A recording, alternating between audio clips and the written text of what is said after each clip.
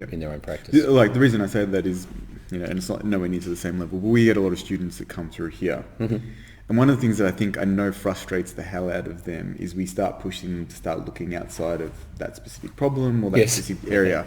So they'll come asking questions, and we typically ask them more questions than they ask us. Well, and more importantly, I think you see that pattern where they become very methodical and protocol driven in everything that they do. It's like, they've got this injury, we're going to do this, this, and this. And you go, okay, well, maybe they are appropriate. We go down stream one. And maybe they're appropriate, but why?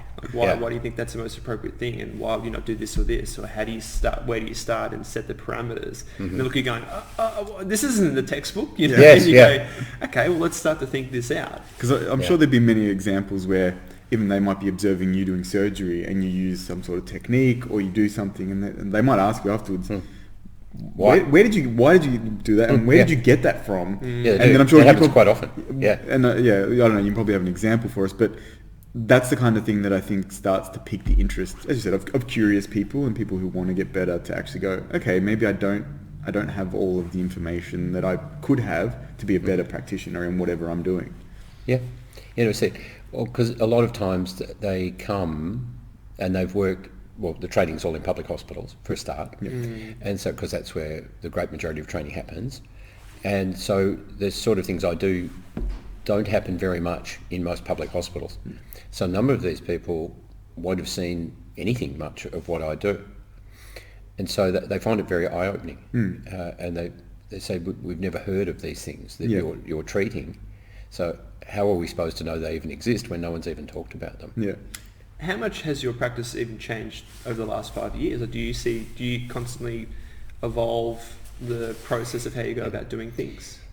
I can answer that question. I thought not much was the answer. Because you don't really notice day to day that you're changing. But not very long ago, I had a surgeon who came to visit me, and he said, and he'd been once before, about 5 years previously. He said, I just want to come and spend a day with you and see what things have changed. Because he said, I do exactly what you taught me, but I'm sure that's not how it is anymore. So do you mind if I watch for the day and we'll talk as we go? And I said, you're very welcome, but I think you'll find it's a bit disappointing because nothing much has changed. Well, I was totally wrong. And I didn't realise how much I'd changed in a relatively short time, because he kept saying to me, now, see that, whatever this sort of abnormality that we were treating, see that, he said, how do you, I remember you told me how to treat that. You do this, this and this. And I said, we don't do that anymore. We do that, that and that.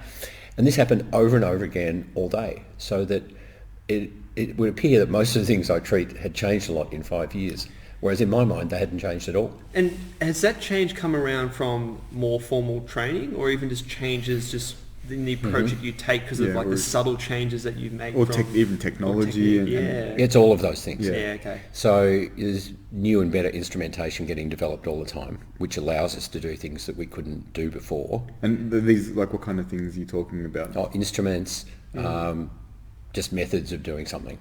So that's part of it, but that's just the doing. It's why you're doing it that's changed too. And so that's changed because it's a pretty close-knit, relatively small community of surgeons who do this type of hip arthroscopy, and most of the major ones all around the world I know. A lot of them are friends of mine. And so we get together. It started off, we got together, there were 12 of us. That's how it started. That's cool. And in the whole world. That's very cool. And then gradually that's sort of grown now.